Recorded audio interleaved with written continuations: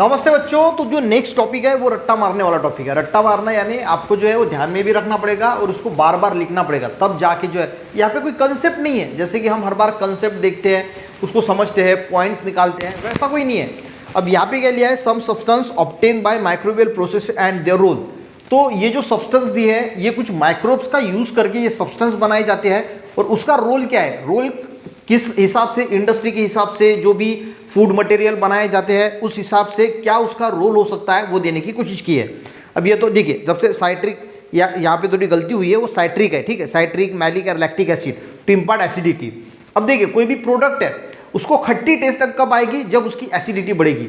उसमें खट्टापन कब आएगा, कोई भी प्रोडक्ट जब हम भी परचेस करके लाते हैं उस खट्टा लगता है, तो उसमें खट्टापन लाने के लिए उसमें जो है वो citric acid, malic acid, lactic acid बनाया जाता है, मिलाया जाता है। ये कैसे बनता है, ये अलग अलग माइक्रोबियल एक्टिविटी से हमने पिछले इसमें देखा कि लैक्टिक एसिड कैसे बनता है, मोलस्केस, ये जो पिछला हुआ टेबल देखा ना कि लैक्टोबैसिलस डेलब्रुकी नाम के माइक्रोब्स को यूज करके लैक्टिक एसिड बनाया जाता है। तो ये हमने देखा कैसे बनता है। वो बनने के बाद वो अलग अलग इसमें बनाया जाता है, उसका रोल क्या होता है, उसका लैक्टिक एसिड का, साइट्रिक एसिड का, मैलिक एसिड का रोल क्या होता है कि किसी चीज में एसिडिटी को इम्पार्ट करना, यानी खट्टी टेस्ट लाना, वो सब्सटेंस जो है एसिडिक बनाना।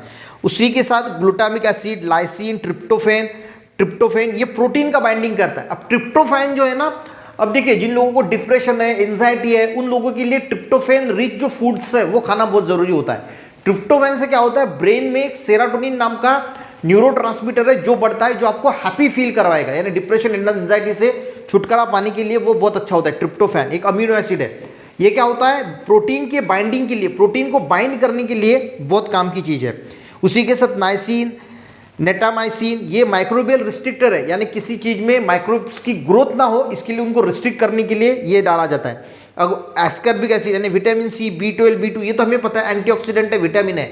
एंटीऑक्सीडेंट का काम क्या होता है, एंटीऑक्सीडेंट मीनिंग क्या होता है कि हमारे बॉडी में जब जो एंटीऑक्सीडेंट, जो फूड हम खाते हैं जिसमें एंटीऑक्सीडेंट होता है, तो हमारे बॉडी में फ्री रेडिकल्स नहीं बनने देता। ये फ्री रेडिकल जो होते हैं उनको न्यूट्रलाइज करता है। फ्री रेडिकल्स क्या होता है, तो सिंपल भाषा में समझिए, फ्री रेडिकल्स यानी जो हमारे बॉडी के लिए हार्मफुल सब्सटेंस होते हैं, हम ऐसा बोल सकते हैं, उसको न्यूट्रलाइज करने का काम एंटीऑक्सीडेंट करते हैं। तो ये ascorbic acid, vitamin B12, vitamin B2, इसमें ये भरपूर मात्रा में होता है, यानी एंटीऑक्सीडेंट का काम करता है, विटामिन का काम करता है। विटामिन के तौर पे फूड में डाले जाते हैं। बीटा कैरोटीन, लाइकोपीन, xanthines, लुटीन, ये एडिबल कलर है, यानी जो कलर वगैरह मिलाए जाते हैं, आइसक्रीम है, अलग अलग ड्रिंक्स है, जूसेस है, उसमें जो एडिबल कलर मिलाए जाते हैं, तो ये डाल के जो है वो एडिबल कलर, यानी जो हम ड्रिंक कर सकते हैं, खाने पीने वाली जो चीजें होती है, वो कलर जो है वो इन चीजों से आती है। पॉलीसैकेराइड, ग्लाइकोलिपिड्स, ये इमल्सिफायर के रूल पे यूज किया जाता है।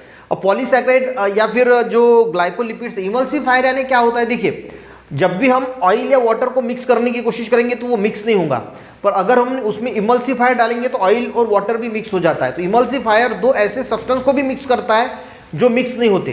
तो अलग अलग प्रकार के फूड जो बनते हैं उसमें ऑयल भी होता है, पानी भी होता है, तो उसमें इमल्सिफायर के तौर पे ये पॉलीसैकेराइड, ग्लाइकोलिपिड डाला जाता है ताकि वो मिक्स हो सके। उसी के बाद इसेंस जो आते हैं, इसेंस लिए vanillin, ethyl butyrate, fruit flavour में peppermint flavour, essence of various fruit and flower, ये डाले जाते हैं इसेंस के तौर पर। और उसी के साथ आर्टिफिशियल स्वीटनर के लिए झिलिटॉल और एस्परेटेम जो है वो डाला जाता है, आर्टिफिशियल स्वीटनर, यानी शक्कर की बजाय वो डाला जाता है, क्योंकि शक्कर अगर हम यूज करेंगे तो उसमें कैलोरीज बहुत होती है। तो जो लोग वेट को लूज करना चाहते हैं, वेट कम करना चाहते हैं, तो वो आर्टिफिशियल स्वीटनर का यूज करते हैं ताकि उनकी लो कैलोरी होती है, कैलोरीज ना बढ़े और वेट ना बढ़े, ठीक है। तो ये तो आपको 4-5 बार रट्टा मार के क्या किसका क्या रोल है, लैक्टिक एसिड का क्या रोल है, पॉलीसैकेराइड का क्या रोल है, ठीक है, ये आपको रट्टा मार के जो है वो याद करना पड़ेगा, ठीक है, कि इनका एक एक रोल है। याद कैसे करना मैं आपको बता दूं। सबसे पहली जो है citric acid, malic acid, lactic acid to impart acidity, ये 10 बार लिख के देखना, दूसरी बार ये 10 बार लिख के देखना, फिर पहला भी लिखना, दूसरा भी लिखना, ऐसे आधा घंटा 20 मिनट अगर करोगे ना, एक 10 बार लिखना, आपको याद में आ जाएगा, ठीक है, समझ में आ जाएगा वो, ठीक है। नेक्स्ट इसमें एंटीबायोटिक्स बहुत बढ़िया टॉपिक्स है, उसको अच्छी तरीके से समझने की कोशिश करेंगे कि एंटीबायोटिक्स एक्चुअल में क्या होता है, ठीक है। यहाँ तक अगर ये छोटा सा टॉपिक समझाने की कोशिश की, वीडियो अच्छा लगे, समझ में आए, एक लाइक जरूर करना, अपने दोस्तों को भी शेयर करना, चैनल में बच्चों ने जरूर सब्सक्राइब करना। मिलते हैं नेक्स्ट वीडियो में, तब तक के लिए जय हिंद।